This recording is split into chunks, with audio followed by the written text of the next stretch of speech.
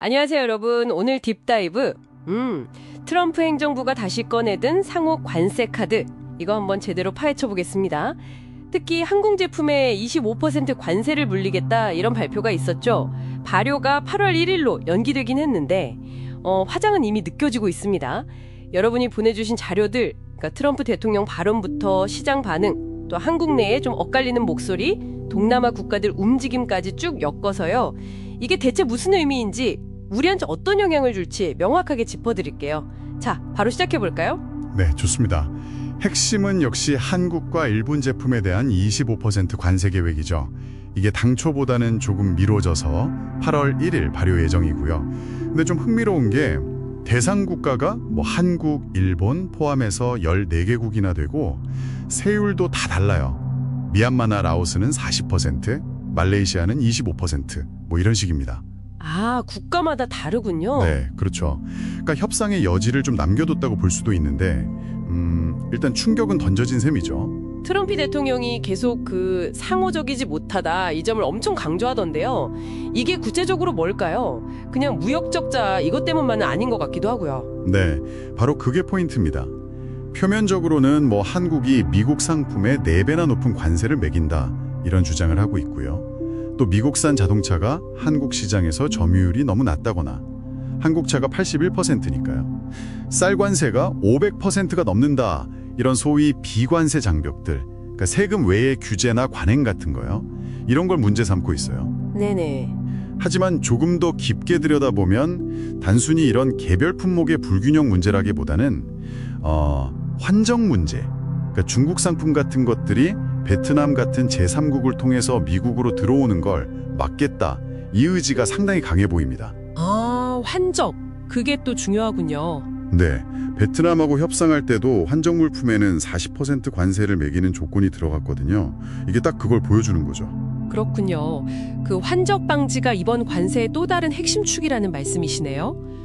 발표 직후에 금융시장 반응이 즉각적이었죠. S&P 500 선물이나 아시아 증시가 확 빠지고 원화 가치도 떨어졌다고요. 맞습니다. 시장이 바로 반응했죠. 이게 단순히 비용이 좀 늘겠구나 이런 우려를 넘어서는 거예요. 그동안 그래도 예측 가능했던 무역 규칙 자체가 흔들릴 수 있다. 이런 공포감이 작용한 거죠. 아, 불확실성 때문에요. 네.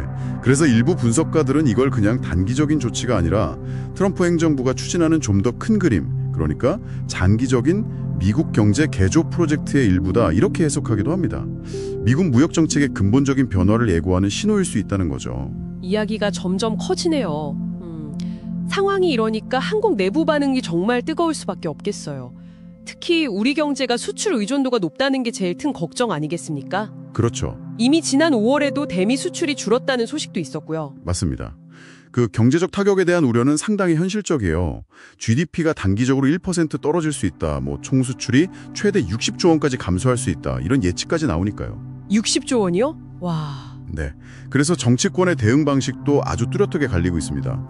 이제 더불어민주당 같은 진보 진영에서는 트럼프의 일방주의가 동맹 관계까지 해친다 이렇게 비판하면서 다자 협력이나 무역 다변화, 특히 아세안 국가들하고 연대해야 한다 이걸 강조하는 모습이에요. 네. 심지어 한국 조선 기술로 미국 해군력 증강을 돕자 이런 식의 윈윈 제안 같은 아이디어도 나오고 있고요. 아, 그런 창의적인 제안도 있군요.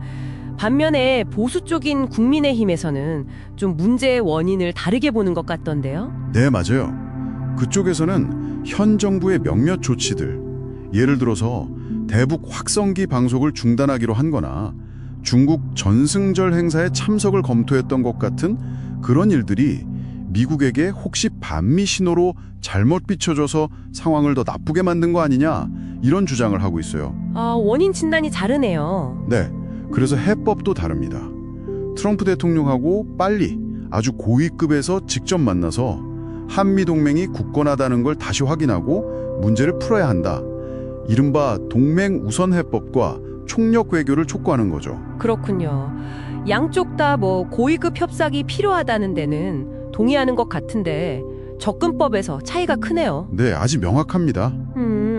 이런 복잡한 상황에서 다른 아시아 국가들, 특히 베트남의 움직임이 상당히 빨랐던 것 같은데 이게 우리한테 시사하는 바도 클 것 같아요. 네, 베트남 사례는 여러모로 좀 눈여겨볼 만합니다.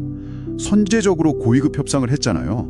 그래서 초기에 46%까지 얘기 나왔던 관세율을 20%로 낮추는 성과를 거뒀죠. 와, 많이 낮췄네요.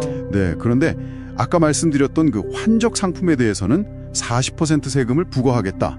이 조건은 받아들였습니다. 아, 그러니까 이게 협상의 여지가 있다는 걸 보여주는 동시에 또 환적 같은 새로운 무역 규제가 등장할 수 있다는 걸 같이 보여주는 사례죠. 아세안 전체적으로도 말레이시아가 주도해서 영내 공급망을 강화하고 경제 통합 속도를 내자 이런 움직임이 있고요. 그 베트남 협상 결과가 베트남에 나가 있는 우리 기업들, 삼성이나 LG 같은 곳들의 미국 수출에는 좀 부담이 될 수도 있겠는데요. 네, 그럴 수 있습니다. 양면성이 있는 거죠. 분명히 베트남 생산 기지를 활용하는 한국 기업들에게는 부담이 될 수 있어요. 하지만 또 기회도 있을까요? 그렇죠. 하지만 또 이 공급망 재편이라는 큰 흐름 속에서 보면 중국산을 대체할 한국산 부품이나 소재에 대한 수요가 오히려 늘어날 가능성도 배제할 수는 없습니다. 아세안 경제 공동체 AEC와의 협력 중요성도 더 커질 거고요.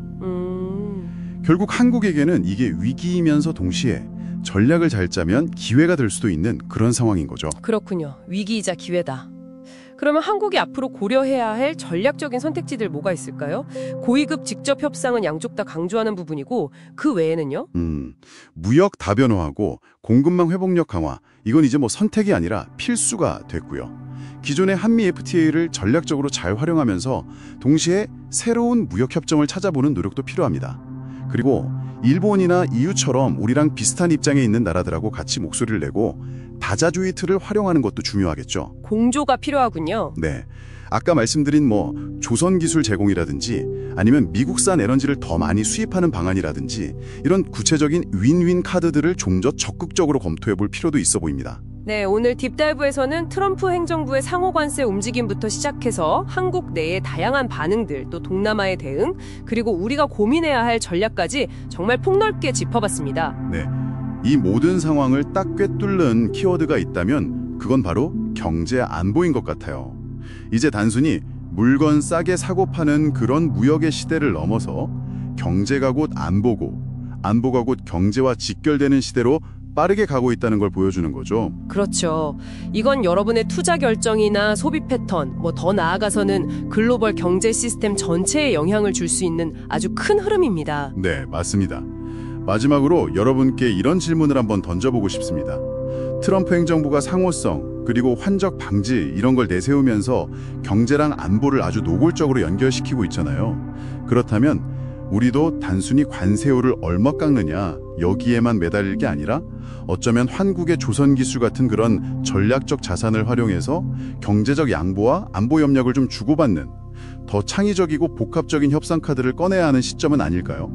어쩌면 이것이 새로운 시대의 협상 방정식일지도 모르겠습니다. 여러분 생각은 어떠신가요?